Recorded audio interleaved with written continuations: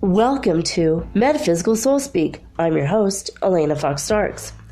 Hey guys, I hope that whenever and wherever you are on this earthly globe, in this very moment, that you are taking time to just quiet your mind and relax.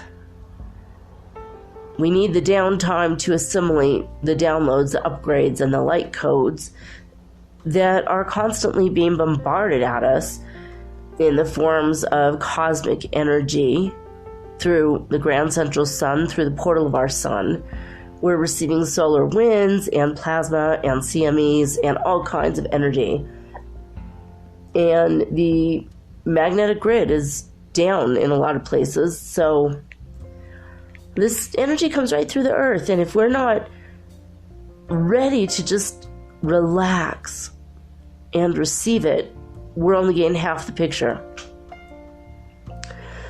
I mean, you know, you're constantly thinking about receiving them, you're receiving them, you go to the places where you know people are holders or keepers of the information until it can be disseminated by you saying, yes, I want this.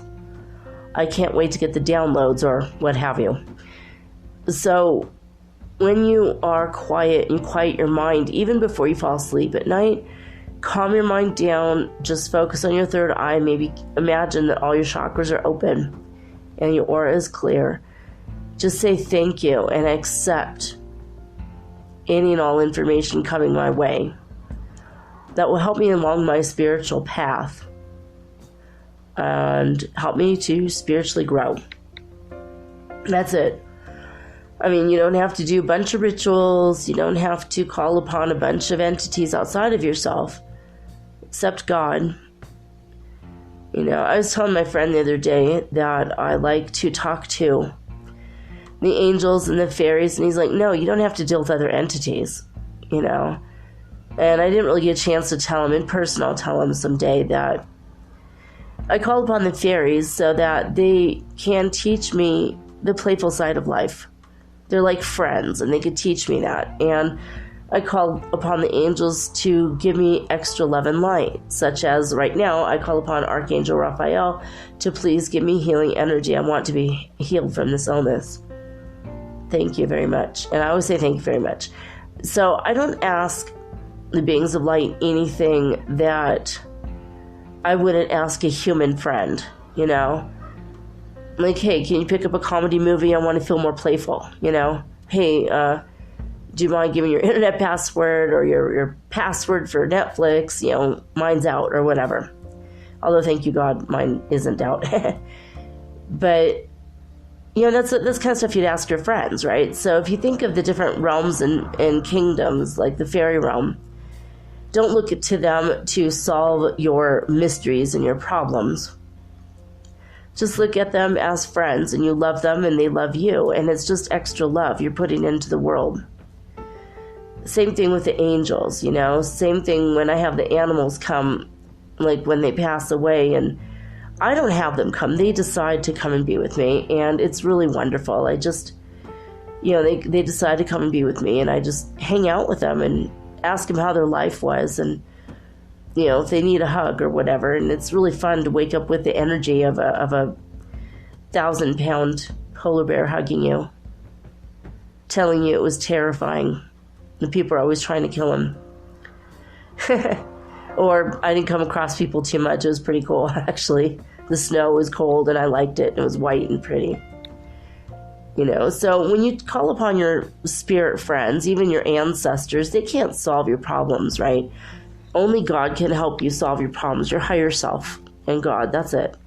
because basically your higher self is just you with greater access to God directly. So for me, I ask God only for the big things. God, please send me love in my life. Please send me friendship in my life. Please send me money so I could live. You know, if I have enough money, I could buy a place. I could stay here like you told me to. Otherwise, I'm doomed. You know, it's unfortunate that we're in the fifth dimension and we still have to deal with some of the lower third dimensional things. And I feel like, well, if I had my own house in the 3D or whatever, which would be in the 5D now, by the time we don't need food or we don't need money or whatever, I will already have my house, you know, and it's uncomfortable to live in an apartment building with a bunch of sleeping people. I had to delay recording this episode for about 10 minutes while someone who was walking down the street was beating their child for crying at 12:30 at night. And it's like, you know what? I'm sorry, but your child crying at this hour is your fault. Children of that age, you know, age 6 and below, they need to go to bed around 6 or 7. And as they age, you can add an hour. They go to bed at 7 or 8, or then 8 or 9. But when little kids are in school, up until like junior high, they've got to go to bed before 9. It's just a fact, you know. And it's like, if you have little kids and they're hooting and hollering and carrying on, and you've kept them out past their bedtime, I'm sorry, but their hooting and hollering is your fault. It takes wisdom and understanding to raise children, and I'm not saying I'm the best parent, because I don't think I am, but I do know that kids need to sleep at a certain hour, you know what I mean? You can't discipline a child for reacting to a circumstance you put him into as the adult in his life, right? So that was just crazy. I'm sure most of you are good parents, or maybe all of you are, if you are parents at all. But I just thought that was weird. It's like, you know what? In everything you do in your life, you have to walk the path between wisdom and understanding. Just like on the Sephiroth, the 10 Sephiroth of the Tree of Life, the Kabbalah. You have to walk the middle path. You know, you can't walk only in the side of beauty and ignore everything else. You can't walk on the side of understanding and never gain wisdom, because that's not going to work. You can't walk on the side of wisdom but not understand why people and things react the way they do. You just have to walk the balance between wisdom and understanding in all areas of your life, you know? You're 5 minutes late to work every day, your boss is probably going to fire you because you're trying to take 5 minutes of work time that you didn't put in.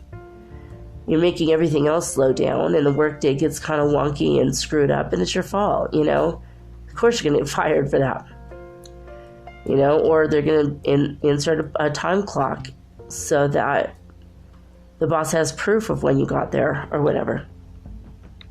So I've had a punch time clock when I was a receptionist in a diving company, because the guys out back, they would play hooky, they get drunk a lot, they'd have massive parties, we'd all go, and we all knew what was going on, you know. So it got to a point where, like, they'd show up at 11, they're supposed to be there at 8. And we knew that the boss he called in sick, so yeah, right, he's not sick, he's just hungover, you know. So they had to implement a time punching clock thing. It was pretty lousy. I loved working there though. Super fun people. Like, obviously party people are always fun to hang out with, and so I got to 40 hours a week. It was really fun. And then during this breaks, I learned how to play hacky sack, and it'd be me and 10 guys in a circle just tossing the hacky sack around. It was super fun.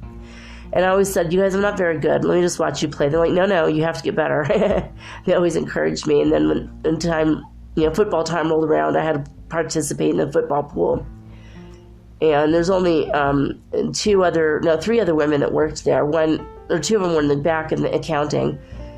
And, you know, and then my boss.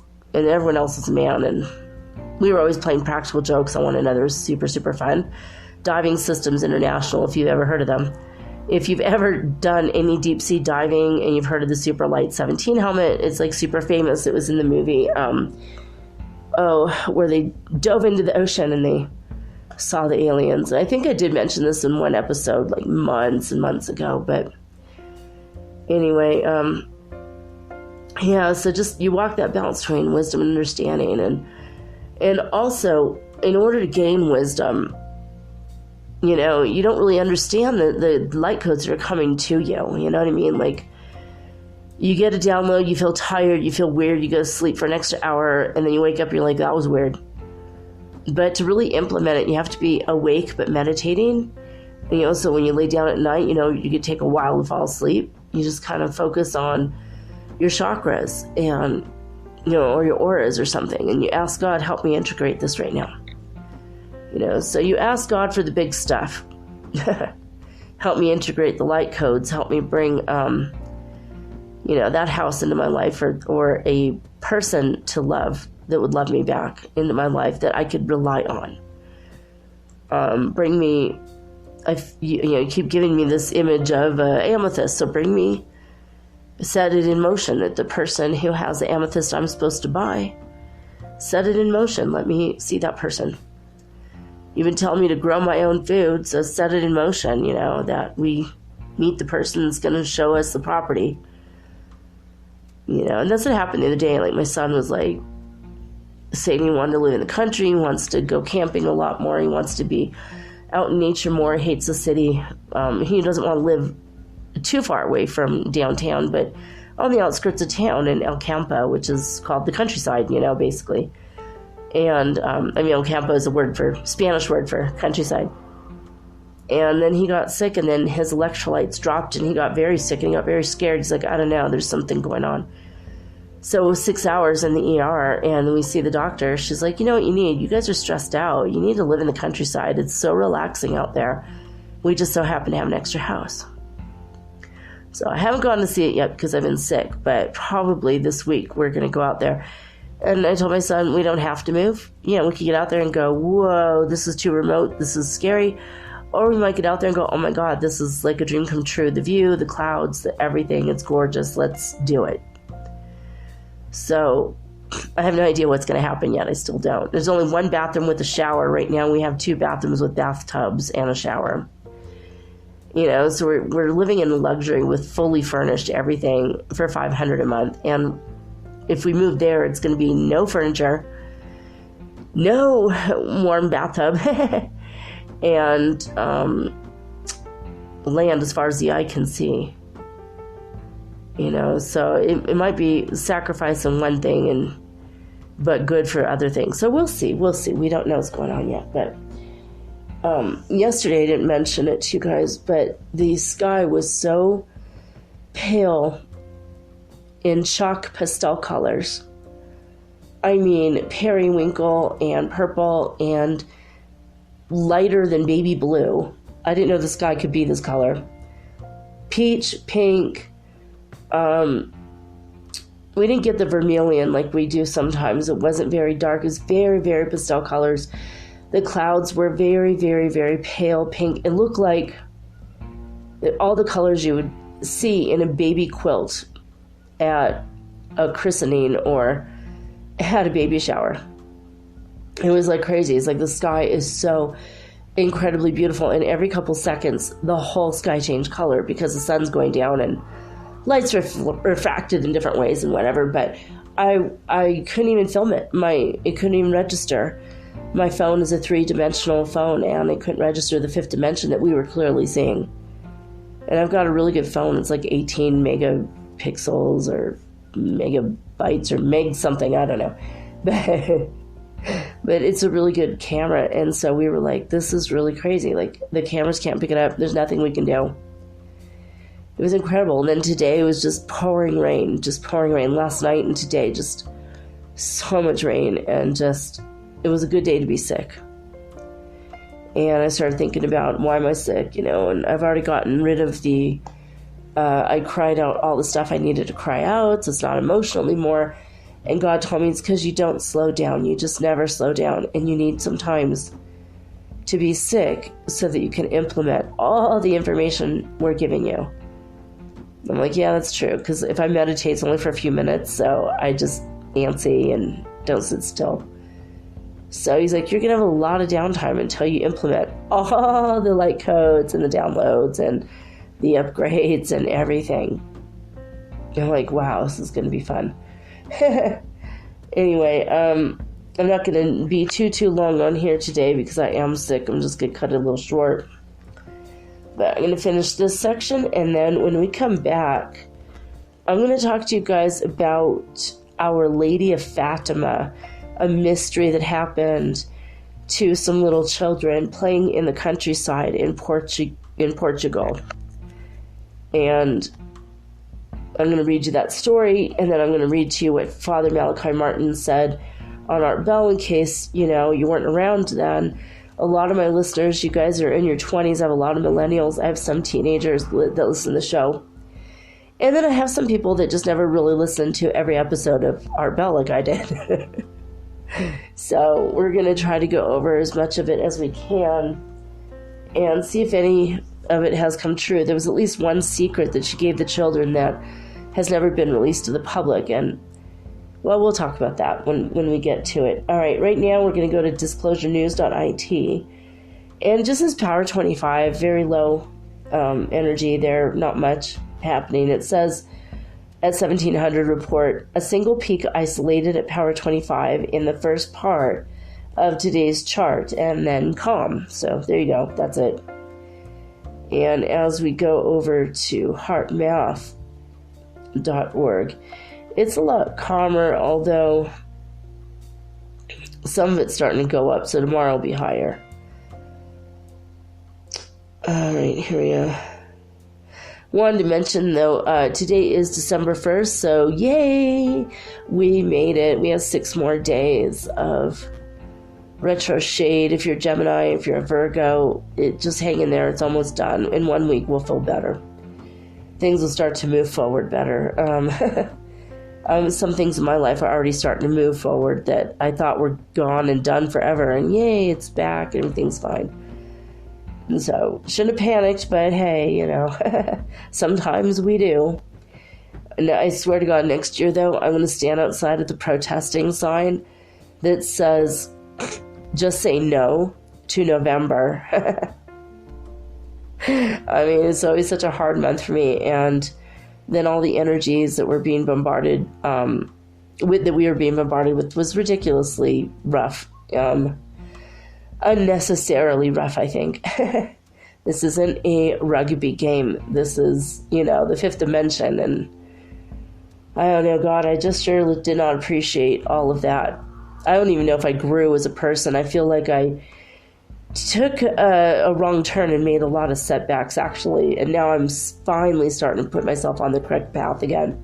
With the help of my friend Nikolai. He's very positive and sweet. And we had a 6-hour talk yesterday. It was incredible. So I'm grateful for him, actually. But today is December 1st. It's new beginnings, a new life. And anything that you decide this week will be started to be put in motion and implemented in January, according to Shri and Kira. If you go to their YouTube, it's literally called Shri and Kira, spelled S-R-I, and then an ampersand for the word and then Kira, K-I-R-A, which is actually, Kira there's a woman working for Ashtar Light Command and the Pleiadians, Kira. So I think it's a Pleiadian name, or at least that's the name she's got. And she comes to me once in a great while. It's pretty neat. Anyway, let's go over this for the moment. Thank God. I mean, everything. And you know what? Today actually was already, things are turning around. I mean, even though I'm sick, I know I'm implementing the stuff, so now I feel better about that. And my, what was the other thing I was going to say? I'm like so out of it, dude. I'm so out of it. I'm happy. I don't sound happy, but I am happy. Something about December and Thanksgiving and the first of the day. Oh yeah. At the end of the month, I sometimes only have like $1 or $2 in my pocket. And I'm like, dude, this blows. You know what I mean? I hate when I have to go at the end of the month to like get more money out, because it costs so much money to get money out of the ATM here, because clearly it's not my bank. I'm on another continent, and I'm a cheapskate as well. I don't want to spend $10 for no reason, or $5, whatever it is, for no reason. So they charge me $5, and the bank itself charges me $1.50. So every time I get money out, it's $6.50. So every time I get money out, it's $300. Just boom, But I don't have a set time that I do it. Like, sometimes I do it on the 1st, sometimes it's on the 10th. It's like everything is totally random at different times of the day, sometimes different ATMs, different places in the city. I'm safe, right? So anyway, I was thinking, well, we did good. We did really good this month. I was really proud of us. We had like $50 at the end of the month. I'm like, this is really cool. That means that when we get paid again, we have a couple days, we've got a cushion. I'm sick. That's what I kind of need. I don't want to have to go right on the 1st. And it's obvious, when you go on the 15th or the 1st or the 30th, then everyone knows it's a paycheck day. And, and it's like you can get robbed, even though it's pretty safe in the mall. There's armed guards and everything. But, so anyway, and I pay my rent not through that. I pay my rent like over PayPal, which is really convenient and amazing.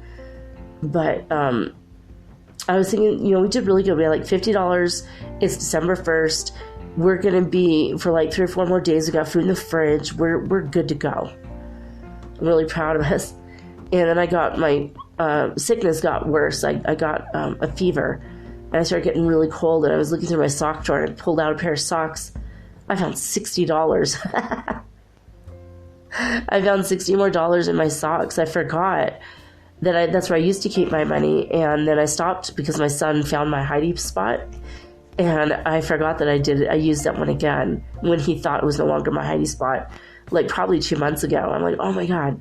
So now I don't have to go to the bank for like another week. I'm like, yeah, it was kind of neat. I love when you hide money for yourself and you find it later. It's like, aw, it's like so cool. It's like you're being nice to yourself in the future and kind of giving yourself a gift in the future. It's pretty cool.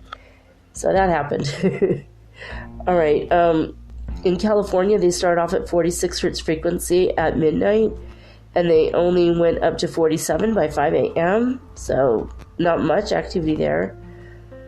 On the Schumann Resonance scale, Hofu, Saudi Arabia just was at a flat 0 all the way across, as they've been for weeks. If y'all want to go check on them, make sure the town's still there, maybe. I don't know. All right. Lithuania started off at 89 Hertz frequency at midnight. Wait, I think that was wrong. Yeah, it was 89. They didn't move. And so they went from 89 up to 91. So not a big movement there, but it was something. All right. Alberta, Canada started off at 81 Hertz frequency on the Schumann Resonance scale, and it was at midnight, and by 5 a.m. they were at 93. Northland, New Zealand was at 105 Hertz frequency at midnight, and by 5 a.m. they were at 101. And in Honolulu, South Africa, they were the highest numbers for everywhere, all over the globe. They started off at 195 Hertz frequency at midnight, and they went up to 241 Hertz frequency on the Schumann Resonance scale. There you have it. In A Course of Miracles, you can find that at acim.org if you want to go deeper into the studies of this. If you study these sentences and you really contemplate them, you're going to get a lot of insight, especially if you meditate while thinking of these sentences. You're going to get spiritual understanding and growth beyond where you were previously. So we're going to start with the beginning. There's a phrase that runs throughout, and then 2 lesson ideas from 2 lessons. And again, you can look at acim.org. Just look up A Course in Miracles on your app store if you wanted to download an app. They have many, and they're all free. Foundation for Inner Peace. They've been doing this a while, a few decades, so it's good information. It's always going to be good information. So whenever you feel like starting is right for you. So don't worry about, if you don't start it directly on January 1st and think, oh man, gotta wait a whole another year. You don't. Just, do your best. I thought I could do one a day, and it turns out that some of these lessons for me took 2 or 3 weeks. Some took a month or 2. It depends on what you're working on and how well you're able to implement it. So anyway, lesson 173, that's where we're at today. God is but love, and therefore, so am I. God is but love, and therefore, so am I. Okay, number one thought for the day is taken from lesson 155. I will step back and let him lead the way. I will step back and let him lead the way. And then the main thought running throughout the review, God is but love, and therefore, so am I. And then the second main idea for the day today is taken from lesson 156, and it is this: I walk with God in perfect holiness. It's funny how I said perfect and perfectly. Let me start again. I walk with God in perfect holiness. And then the main thought, God is but love, and therefore so am I. All right, well, there you go. I'm going to take a quick break. When I come back, we're going to go over Our Lady of Fatima sighting in Portugal that occurred in the countryside in 1917. So it's been 102 years since it happened. It happened in May. So it's been like 102.5. Oh, hey, K-Rock, my favorite station in LA. They're also 102.5. Anyway, 102.5 years ago, and, well, there you have it. So I'm going to take a quick break, and when I come back, we're going to go over Our Lady of Fatima right after these messages.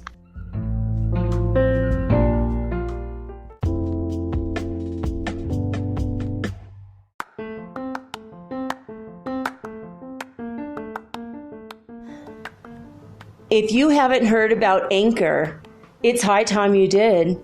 It is the absolute easiest way to make a podcast. First of all, it's absolutely free. Second of all, they have creation tools that allow you to record and edit your podcast right from your phone or your computer. You guys have known that I've been doing this for 8 months using the Anchor.fm app right on my cell phone, and I have done it everywhere, right? I have recorded this in my living room, my bedroom, little cafes in Quito, Ecuador, all over Cuenca.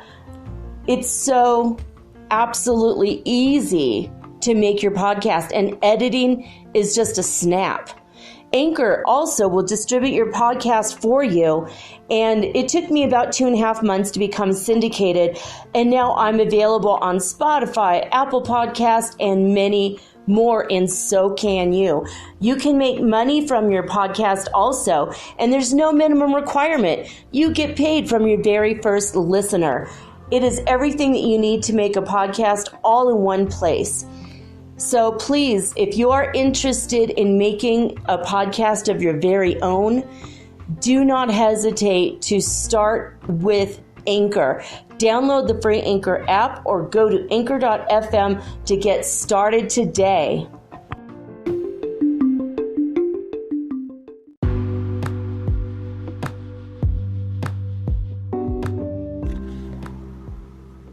Metaphysical Soul Speak is run on sponsors and listener support. This means listeners like you. If you are so inclined to support my efforts and my little podcast, please visit me at anchor.fm/metaphysical and pledge an amount of your choosing today. Thank you.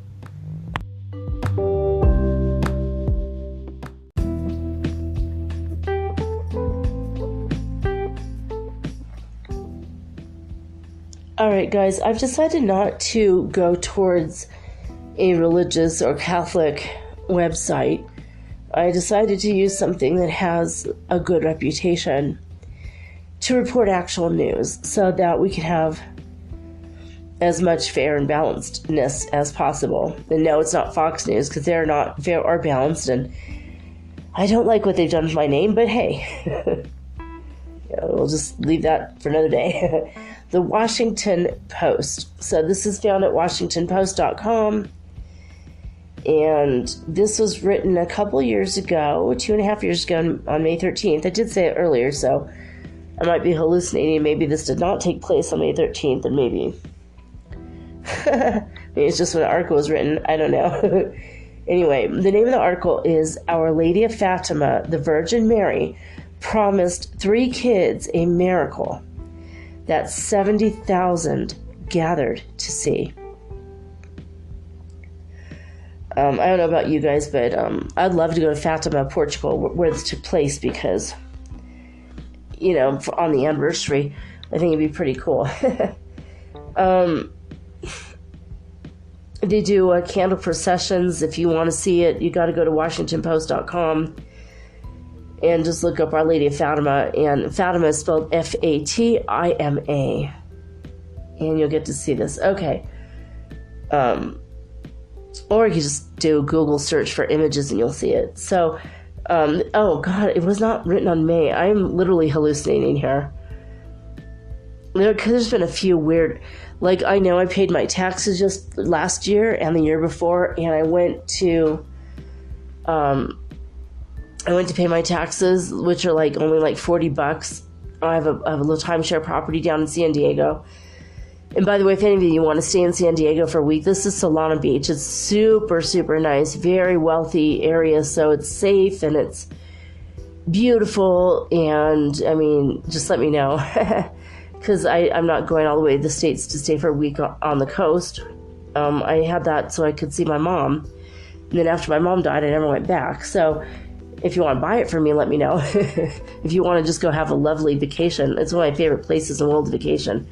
Because it's right next to all the cool stuff in San Diego. And Solana Beach is a quiet, sleepy beach town.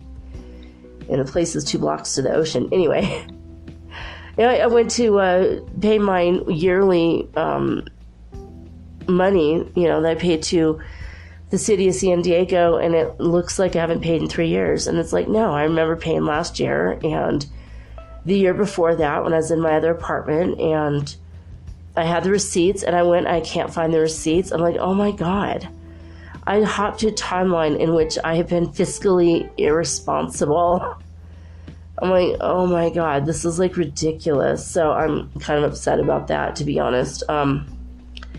Not that upset, but still, it's who needs to pay a bill at Christmas time for $174, right? Am I right?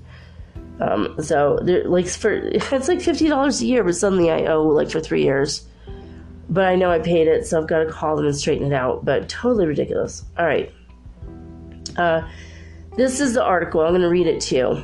The children were tending a flock of sheep outside the tiny village of Fatima, Portugal, when they first saw the angel. He was transparent, they said, and shiny like a crystal. Lucia Abobora, 9, and her cousins Jacinta and Francisco Marto, 6 and 7, were stunned. He said, "Do not be afraid. I am the angel of peace. Pray with me." Abobora, later she renamed herself Lucia de Jesus de dos Santos, basically Lucia of Jesus of the Two Saints, recounted in her memoir, Fatima, in Lucia's own words. That was published in 1976. She became a nun. That's why she changed her name, in case you're wondering. I don't know if it's going to say it later in the article. We're discovering this article together. So during the rest of 1916, as World War I raged in Europe, the angel showed himself 2 more times to the children, but they told no one what they had seen. Now, in the spring of 1917, something more extraordinary began unfolding. Visions that would put the 3 children on the path to sainthood and transform Fatima from an ordinary village to the site of a Catholic shrine venerated and visited by millions. And by the way, this is not an endorsement of the Catholic Church at all.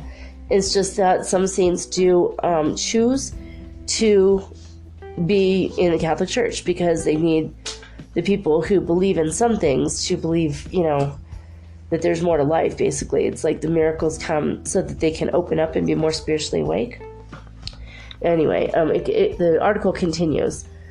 The Virgin Mary appeared to the children on May 13th, 1917. Okay, so I wasn't making that up. I thought I saw that. I thought it's hallucinating. This was written in 2017, 100 years later, to the very day. So, basically, the Virgin Mary appeared to the children on May 13th, 1917, as a lady dressed in white, shining brighter than the sun, giving out rays of clear and intense light. Dos Santos wrote, she promised to come to the children on the 13th of each month. Well, that's interesting, isn't it? 13 relates to death and transformation. So, very interesting. Jacinta told her mother about it, and while her siblings joked about the apparition, her alarmed mother hauled her in front of the parish priest to recant. She would not. News of the vision spread by word of mouth, and the following month, a small crowd waited with the children to witness the second apparition on June 13th. At the third sighting on July 13th, the children said the Virgin Mary revealed 3 secrets to them about the future. So interest in what was happening in Fatima grew more intense. Now, on August 13th, the children were taken into custody by a state bureaucrat. It's always the way, right? Who took them by car to Villa Nova de Orem. It's spelled O-U-R-E-M, in case you want to look that up. And Villa is spelled with only one L. Villa, I guess, not Villa. And obviously in Portugal, they don't speak Spanish, they speak Portuguese. So it's like Spanish, but a little bit different. All right, anyway. So took them by car to Villa Nova de Orem in hopes of getting them to recant their testimonies. And again, they would not. Now, thousands of people began streaming to Cova de Iria, the site of the Virgin Mary apparitions. On September 13th, 30,000 people were present when Dos Santos said the Virgin Mary told her, in October, I will perform a miracle so that all may believe. On that day, October 13th, 1917, the crowd of believers had swelled to 70,000 people. About 2 p.m., some began to see what later became known in the Catholic Church as the miracle of the sun. The rains that had plagued the day ceased suddenly, and the sun emerged from behind clouds to spin and tremble for 10 minutes. I mean, this is the sun, guys. The sun is spinning and it's trembling like an earthquake or sunquake, I suppose, for 10 whole minutes.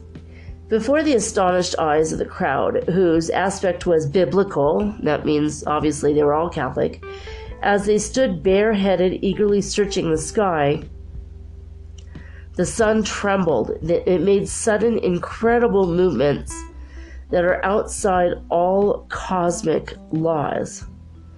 The sun danced according to a typical expression of the people, reported O Seculo. Or, yeah, okay, it probably would be seculo. Culo means ass. It means, I know, ass. Oh, I know, ass. Literally the name of the paper if it was in Spanish. Say means, I know. Culo means ass. Oh, I know, ass. Oh, seculo. Oh, seculo, oh, seculo. Okay, probably oh, seculo. No, seculo, not seculo. It depends on how you say that, probably. It would just be a newspaper that was a secular and not religious, not Catholic newspaper, basically. That really threw me for a loop, though. So anyway, this was a Lisbon newspaper. Now, the strange phenomena did include odd colors. Looking at the sun, I noticed that everything was becoming darkened. I looked first at the nearest objects and then extended my glance further afield as far as the horizon. I saw everything assumed an amethyst color. Dude, I've been seeing amethyst in the sky right now. That is really cool. And Lucia continues, objects around me, the sky, and the atmosphere were of the same color. Everything, both near and far, had changed, taking on the color of old yellow damask, which is a kind of very fancy brocaded sort of fabric that wealthy people would make like coats out of. And it has like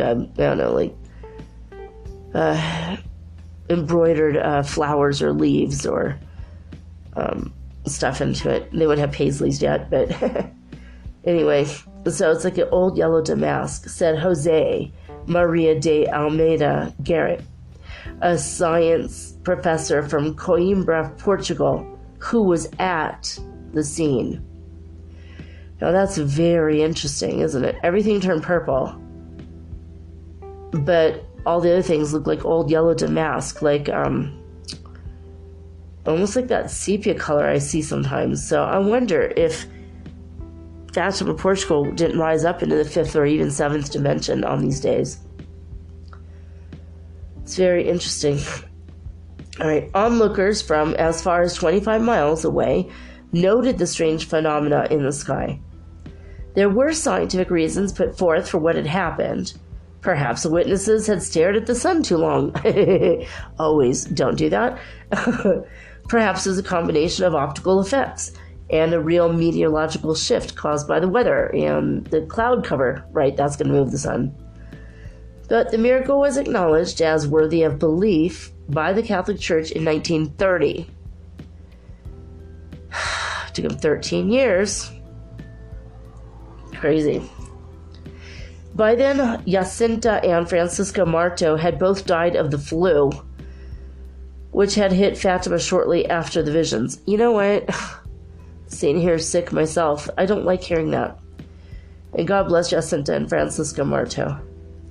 Dos Santos, who told the scene one more vision of the Virgin Mary in 1920, dedicated her life to God and became a Carmelite nun. Carmelite nuns are cool. My aunt was a Carmelite nun, my Aunt Titi. I told you guys about her the other day. A Carmelite nun is allowed to marry and have children as long as she performs her duties in the church. And then, in turn, the Catholic Church will, pay her way, give her salary, small salary. And she was really happy serving God, and she was a really good nun. And every now and again, we would arrive at her house a little bit early when she had just come home from Mass, from serving her duties at Mass, and I'd catch her in her nun outfit, and she was so cute.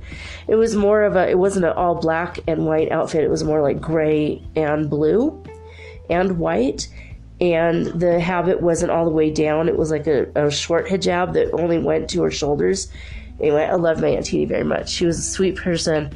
She might have been a saint. She never got sick one day in her life, and how she died is she's hit by a car. Jaywalking across the street in the middle of the night, drunk after having gambled in Vegas all weekend with a friend, and her and her friend were killed right away. Which is, it's sad, but what's good is they got to go to heaven together, so they went through that journey together. I think that's sweet. But, she died coming back from doing what she loved, and nothing you can, complain about there. But anyway, so that's what Carmelite nun is. So for you guys who don't understand that, if you're not in the Catholic Church, you're not going to understand what a Carmelite nun is. It's cool that they can marry, they can have kids, they can have like a normal life outside the church, as opposed to living in a convent and being isolated from everyone in their family, pretty much, All right, anyway, carrying on with the story. On May 14th, 2000, Cardinal Angelo Sodano disclosed the third of the three secrets. Really? I did not know that.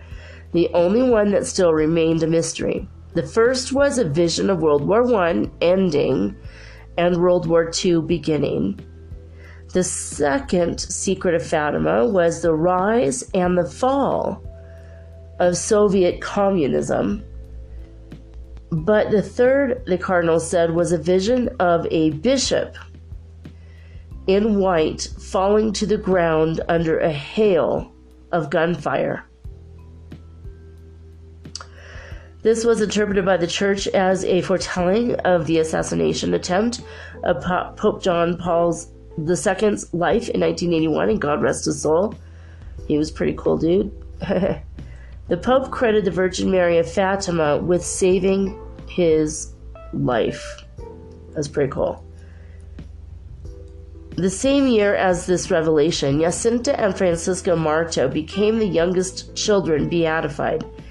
The first step that leads to canonization, which is how you become a saint, basically, by the Roman Catholic Church, who did not die as martyrs. This year, on May 13th, Pope Francis canonized the Jacinta and Francisco at a massive mass. Okay, this is like terrible writing. A massive mass. Oh my God. This year, on May 13th, Pope Francis canonized the children, maybe? I don't know. Just take out the word "the" and come up with a different word for massive. Anyway, so he canonized Jacinta and Francisco at a mass in Fatima. A massive mass. Crazy. Sister Lucia de Jesus dos Santos died in 2005, so like 14 years ago. She was the age of 97 years old. The process of beatification has already begun for her, because clearly she was a saint. And Friday, people will gather in Fatima and around the world to mark the 100th anniversary of the miracle of the sun.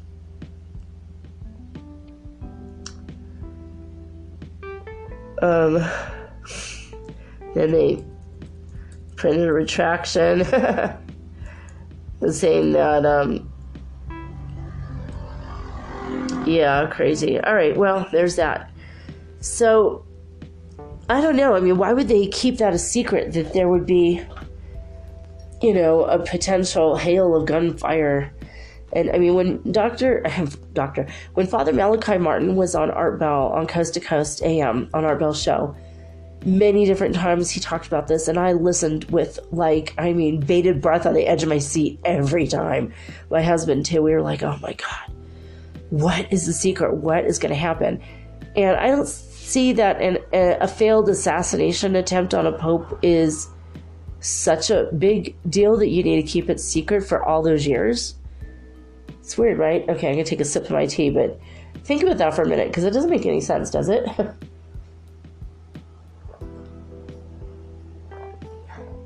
Now, when you go to wikipedia.org, that anyone can change, so let's take this with a grain of salt. They said the three secrets of Fatima consist of a series of apocalyptic visions and prophecies which were supposedly given to three young Portuguese shepherds, Lucia Santos, and her cousins, Jacinta and Francisco Marto, by a Marian apparition, meaning Mother Mary, starting on May 13th, 1917.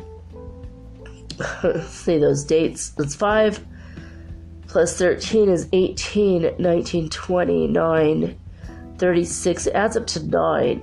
And 9 is the way shower. It's the hermit card in the Holy Tarot. So great change, and as well as that, the hermit. And then May is the 5th month, so 5 is the higher self. So very interesting numbers there if you want to go further into it.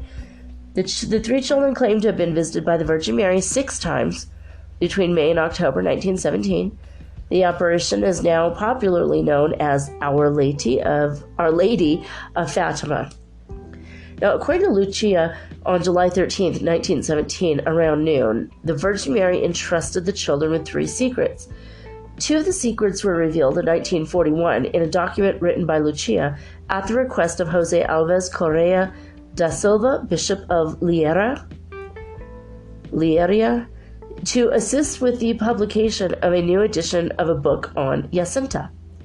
When asked by the bishop in 1943 to reveal the 3rd secret, Lucia struggled for a short period, being not yet convinced God had clearly authorized her to act.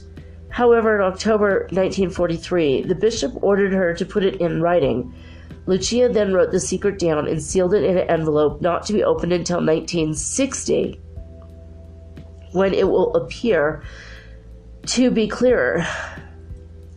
The text of the third secret was officially released by Pope John Paul II in 2000, although some claim it was not the entire secret revealed by Lucia, despite repeated assertions from the Vatican to the contrary.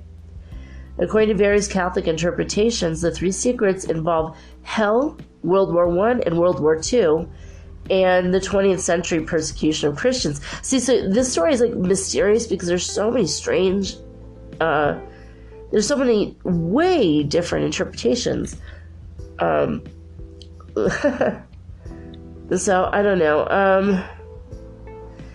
Okay, we're going to give you some background on apparitions in the Catholic Church. And then we're going to go through what Wikipedia says is the first, second, and third secret. Background is, of the hundreds of alleged apparitions the Catholic Church has investigated, only 12 have received ecclesiastical approval. 9 of them occurred between 1830 and 1933. Cultural anthropologist Victor and Edith Turner, who converted to Catholicism in 1958, at one time viewed the increase in Marian apparition cults as a post-industrial reaction of a disenfranchised lower middle class to a rapidly changing future. At the age of 14, Lucia was sent to the School of the Sisters of St. Dorothy in Vilar, near Porto. In Vilar, spelled V-I-L-A-R, if you want to look that up. In 1928, she became a postulant at the Dorothean Convent in Tui, spelled T-U-I, just across the border in Spain. Lucia continued to report private visions periodically throughout her life. Oh, excuse me, I'm just like, his nose. In the mid-1930s, the Bishop of Lieria encouraged Lucia, now Sister Maria Lucia das Torres, to write her memoirs in the event that she might disclose further details of the 1917 apparitions. As early as July 1917, mention was made that Lady of the Apparitions had entrusted to the children a secret that was good for some, bad for others. And it was not until her third memoir, written in 1941, that Lucia indicated the secret had 3 parts. In this, she follows Melanie Calvat of La Salette, whose secrets were written down almost 20 years after the event.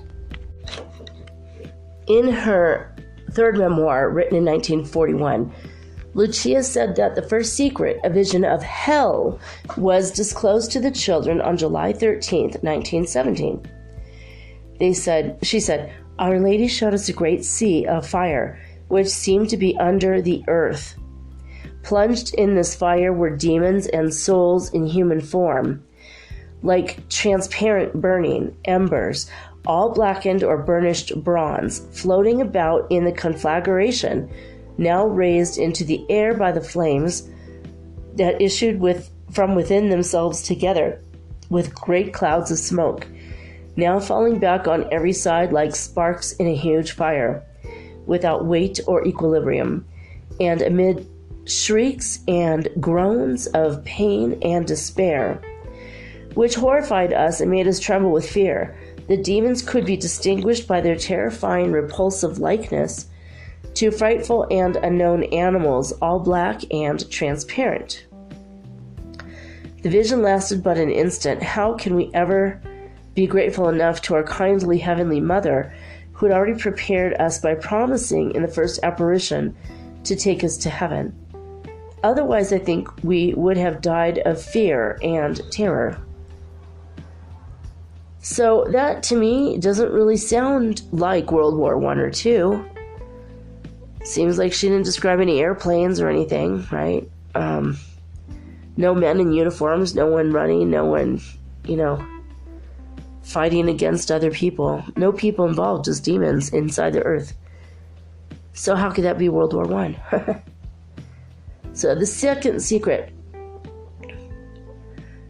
The second secret was a statement that World War I would end, along with a prediction of another war during the reign of Pope Pius XI.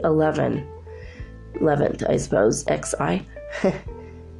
It's almost spelled like Prius, Pius, without the R. Okay.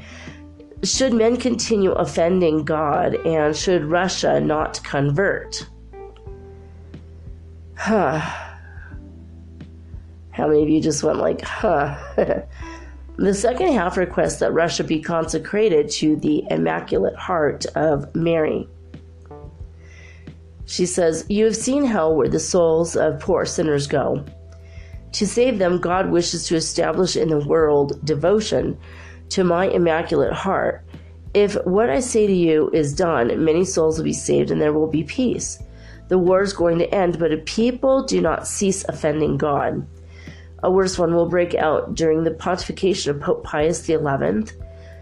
When you see a night illumined by an unknown light, know that this is a great sign given to you by God that he is about to punish the world for its crimes by means of war, famine, and persecutions of the Church and of the Holy Father.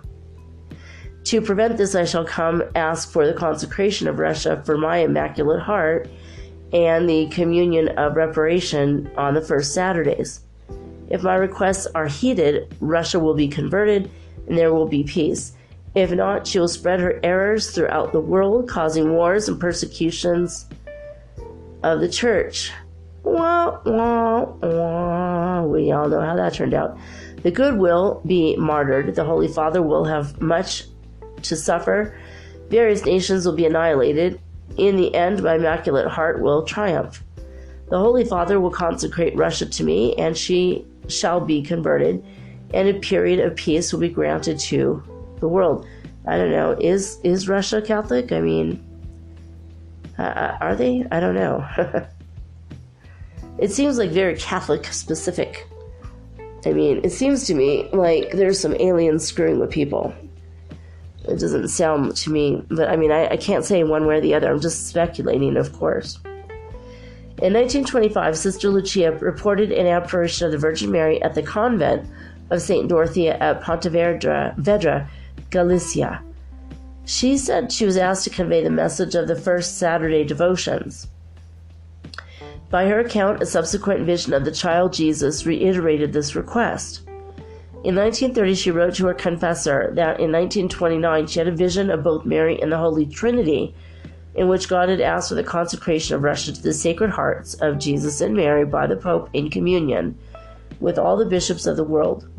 The message regarding the establishment of the devotion of the 5 first Saturdays is reminiscent of that reported by Margaret May Alacoque in the 17th century, which led to the first Friday devotion.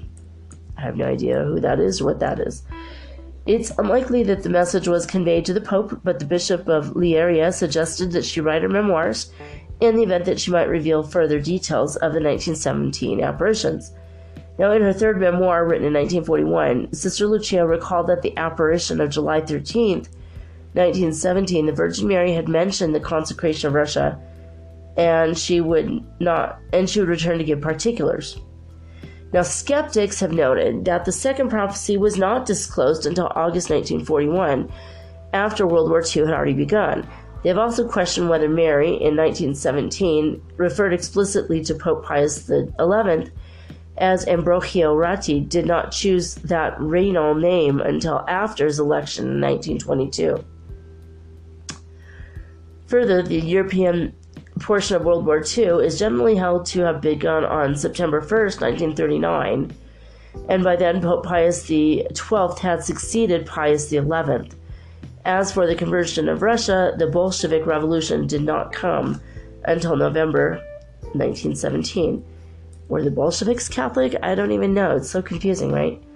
Some proponents of the Fatima prophecies argue that the secret did not say that the war must begin in Europe, and during the pontificate of Pius XI, Japan had already invaded China in 1937, which is generally seen by historians of China and other parts of Asia as when the Second World War had begun, a view which had already qualified support from Western historians.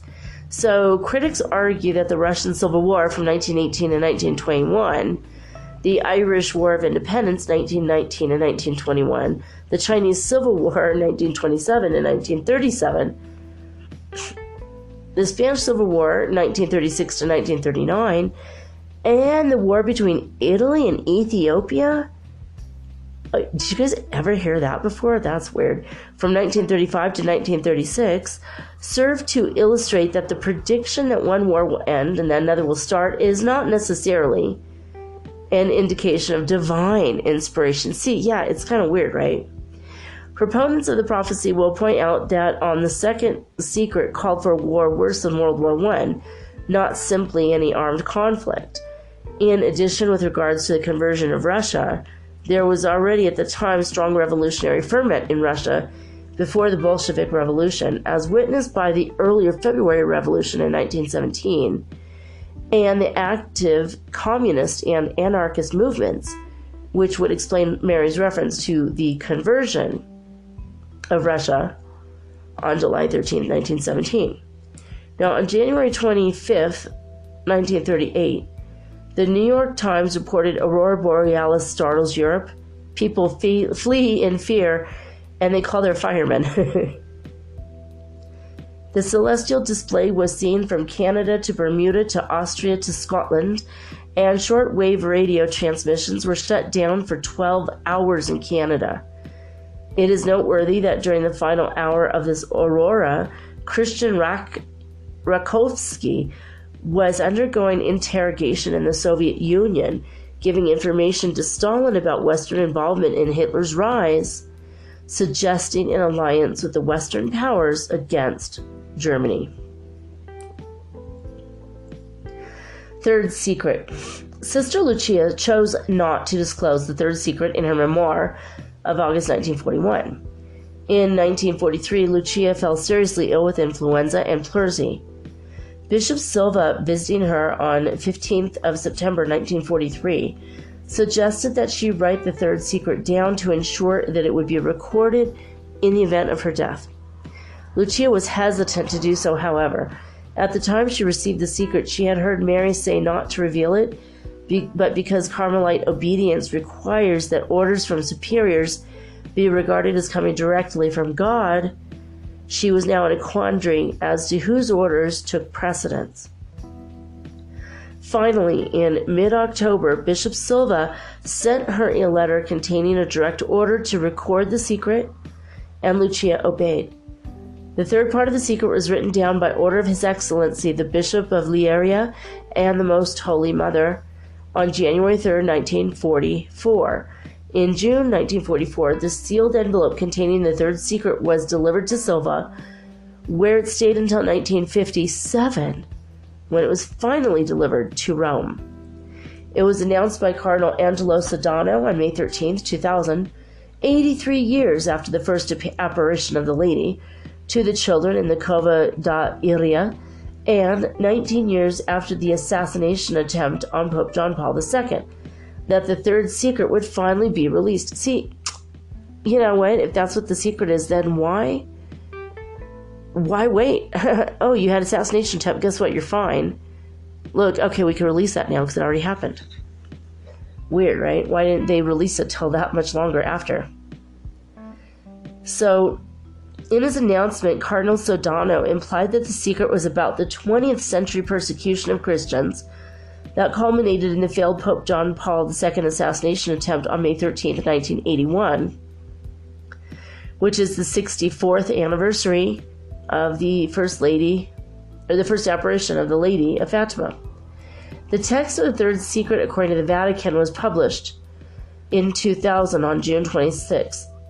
It says JMJ at the top. I know what that means. I went to Catholic school. Like any and every good Catholic, you have to write JMJ at the top of every paper. Stands for Jesus, Mary, and Joseph. It's like asking them to guide you, guard you, protect you. Only God can do that. But JMJ, nonetheless, is what we wrote on all of our school papers in Catholic school.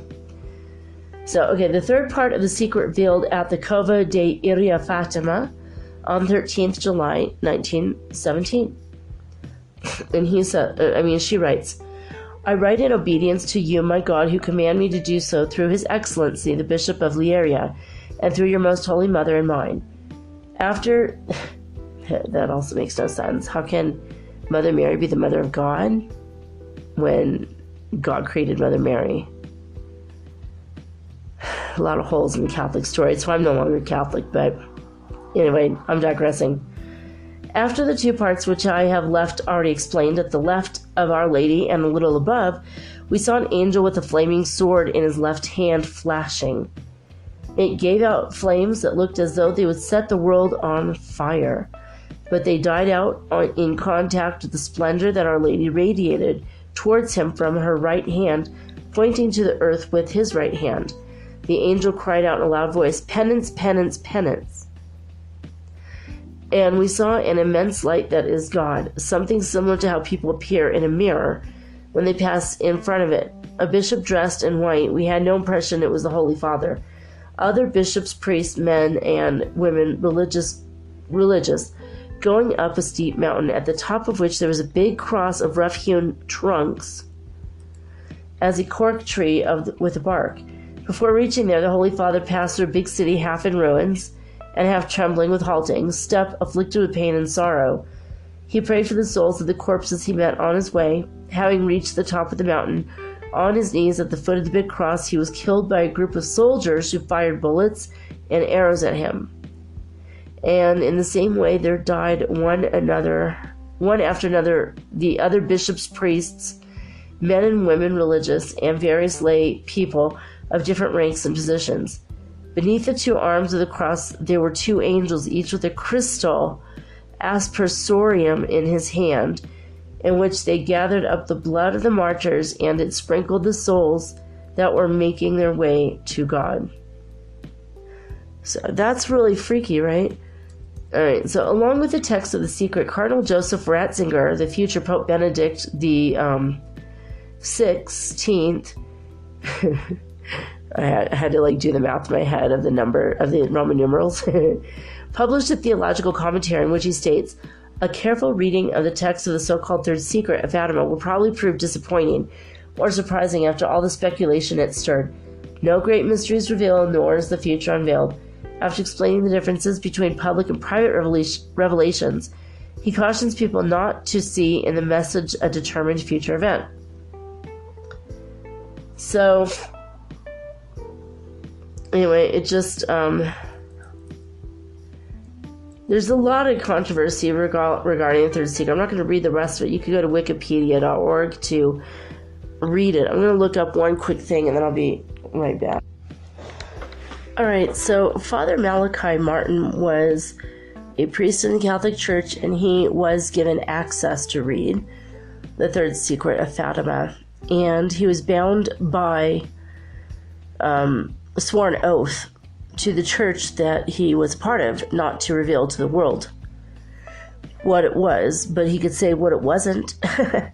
So it wasn't an assassination attempt on the Pope, which makes no sense.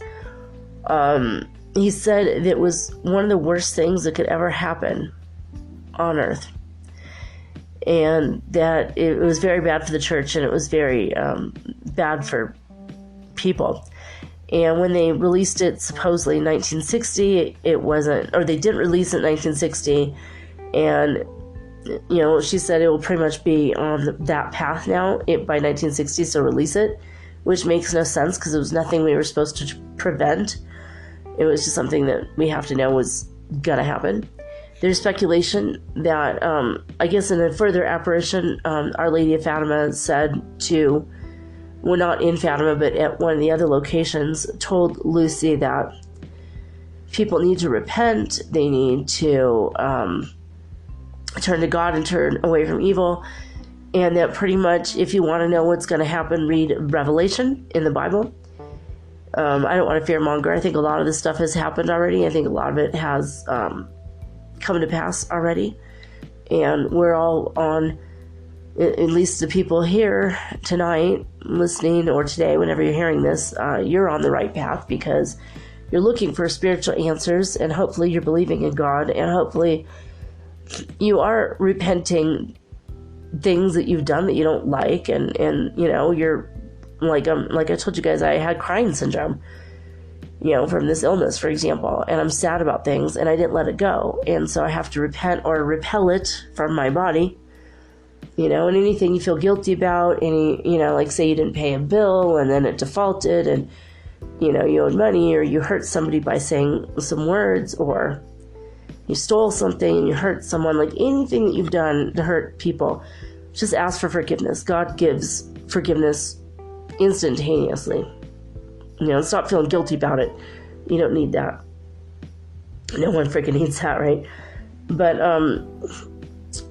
there was something that was pretty much spoken of that said a red dragon will come and it'll be like a demon from hell, and a lot of priests will be taken over and they'll lose their placing with the church, and they will become evil, and they will easily be taken over by a bunch of demons. Well, that makes sense with all the Catholic sexual abuse cases, right? It does kind of make sense that might have happened, right? I don't think that The Secret was supposed to be so bad for humanity, but then it's just something about the church, though. I don't think, the fall of Catholicism is, I mean, it might have been important to people in the region, but the Our Lady of Fatima apparition said it's something that's going to befall the whole world. So I still think it has to do with the ascension. It has to do with, leading a pious life, going to God. I'm not really sure. I mean, maybe we could read Revelation and go over some of the things and say, yep, that happened. Nope, that didn't happen yet. I don't think it's about an assassination attempt gone awry. Because why would that be kept? It's like, okay, cool. Wear an armor and bada boom, bada bang, right? Wear a bulletproof vest, Pope, So I don't think that was it. But Father Malachi Martin was very interesting, and he was a priest and also an exorcist, one of the last exorcists for the Catholic Church. So he worked with the harder cases. I don't know. It's hard to see like a written out thing about him. All I could have is, all I could find on YouTube was clips of his voice, his interviews in 1997 and 1998. But,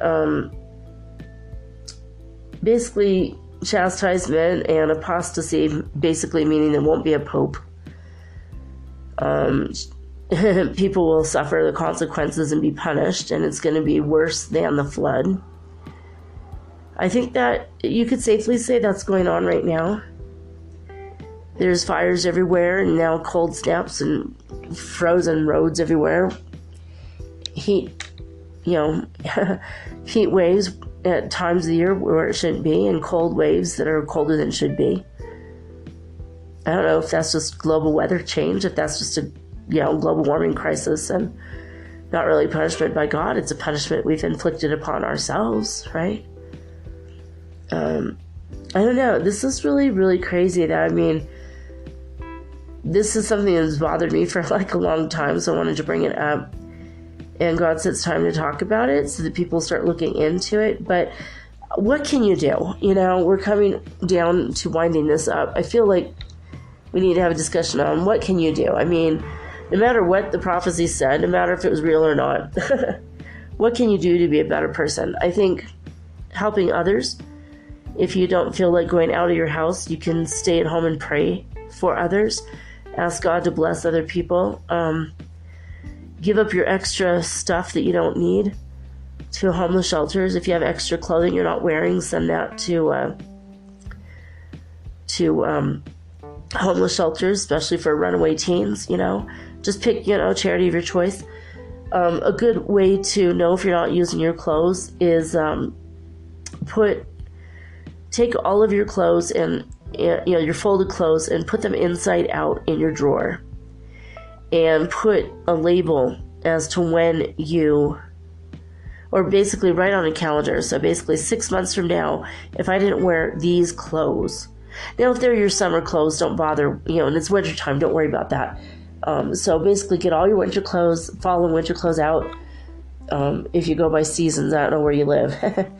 Put everything inside out. Like today's December 1st, so you can start December 2nd. So by June 2nd, if you haven't worn all the things you haven't worn, take those, put them in a bag, and take them down to the shelter. Period. If you have them hanging up, have the hangers pointing out, like the top of the hanger pointing at you. And when you wear it, turn the hanger around so it's pointing towards the back, so you know you've worn that. And then after 6 months, if you haven't worn it, it's, you know what, you're never going to wear it again, probably. Chances are. So go ahead and just give it to charity, you know, make yourself feel good, make more room in your closet for new things. You know, that's one thing you can do. You know, maybe on one of your dates, you can ask your date to go do something for homeless people, go to a concert for charity. It doesn't have to be working in the soup kitchen if you have a hard time standing. Be a good person. Open up your heart and your mind and your soul to others. And even if you're not comfortable going out into the world, I know I'm not. I stand in my window. Maybe it looks creepy, I don't know. But I ask God to bless everybody I see. Then I leave the window and ask God to bless everyone in town and everyone in the country and everyone in the continent and everyone in the world. My mom's simple prayer was the best I've ever heard. God bless all the people I know and all the people I don't know. So instead of saying that people should be killed or burned or whatever for all the horrible crimes they've done, maybe they're possessed by demons, maybe they're screwed up, maybe they were beaten up as kids or molested or raped as kids, whatever it is, you know. You don't have to have them over for dinner, but just pray for them to wake up. Awake people don't do that stuff. Because every soul that is a spark of the divine is still a spark of the divine, no matter what the acts the person is committing at the moment, because they're asleep. So pray for the bad people, pray for the good people, pray for the people you know and the people you don't know. Ask God to send angels to surround your family members and all your neighbors and everyone. You know, angels are guardians. They do what God says directly. So ask God first. Don't ask the angels. But you know, I've asked Archangel Raphael to come and hang out with me, but then I asked God, allow him to, or her, Raphael's kind of a gender-neutral angel. But I've said, hey, just please send the angels to come and heal me.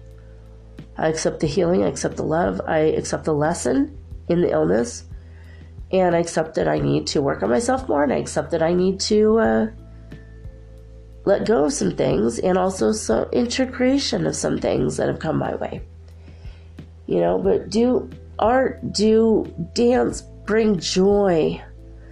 Put love into the world, put joy into the world. Make love. Don't have sex with strangers randomly. Get to know people on a heart level, and then make love with them. Bring love into the world, you know. If you're not comfortable with that, get married to people, you know, if that's, you know, your thing. Like Elizabeth Taylor, she was married 11 times or something because she was afraid of sex outside of marriage, because that's how she was raised. Maybe it was 8 times, I don't know. She was married a lot, though. She liked sex, but she didn't like the idea of hell.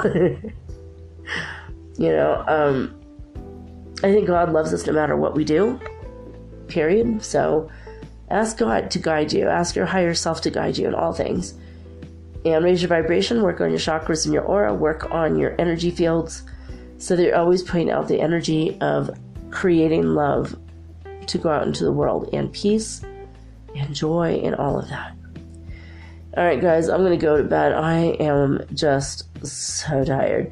So please send me your miracle stories from this time of the year, whether you are religious or not. If you celebrate Kwanzaa, Diwali, Hanukkah, or Christmas, just send them to metaphysicalsoulspeak@gmail.com. I want to do a special Christmas special, even though, you know, if you're not a Christian and you don't celebrate Christmas, I'm still going to do it on that day. I want to put out something really, really inspiring and cool. If you've ever seen Santa Claus had any interaction with that generous spirit that I believe does come visit us, all of us who believe, I believe that he comes and blesses us. He was one of the good Catholic priests back in the day. They did a lot of things to help children. So, all right, well, that's it, guys. I'm going to go sleep now. You know, if you're more curious about this, you could go to Fatima.org. You can look up Father Malachi Martin. Malachi is spelled Malachi. Martin, just normal, like Martin Lawrence, Martin. If you wish to, look further into it, you can look at Revelations. A lot of it sounds completely crazy, but if you can interpret it correctly, I don't know. I mean, I feel like don't really focus on the yucky potentials. Just focus on the positive outcome. Focus on all the people that are still asleep being safely and gently moved to another world where they can grow on their own time. They can open up on their own time, and the rest of us that we go up to the higher part of the fifth dimension, and maybe even higher than that if we're capable, and where we will learn to live in harmony and peace with one another and rise above the darkness and the fears and the shadows of the third dimensional world.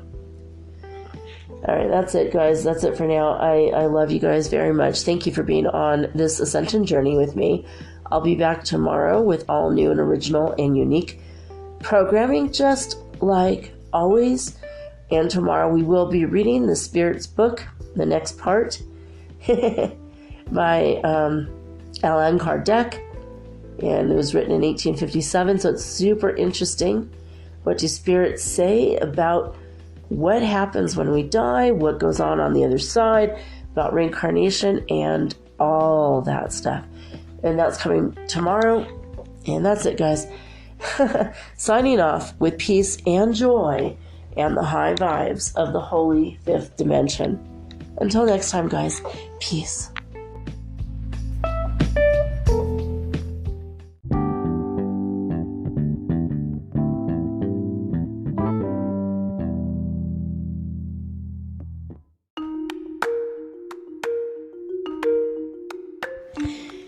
Do you ever wish you could look into the next chapter in your book of life and see what's coming next? What does the universe have in store for you? I can help you with that. I will give you a Celtic cross reading, which is 10 cards, or you can ask me 3 questions, and I use 3 cards per question. So that's 9 cards, or I can channel your higher guidance, or maybe God directly for you. Maybe you want to talk to your dear departed Aunt Edna, because maybe you have a few questions and she was the smartest person you knew. If your deceased relatives are available, or your ascended masters, I can channel them for you personally. Let me have 1 hour to show you the future in your next chapter of your book of life.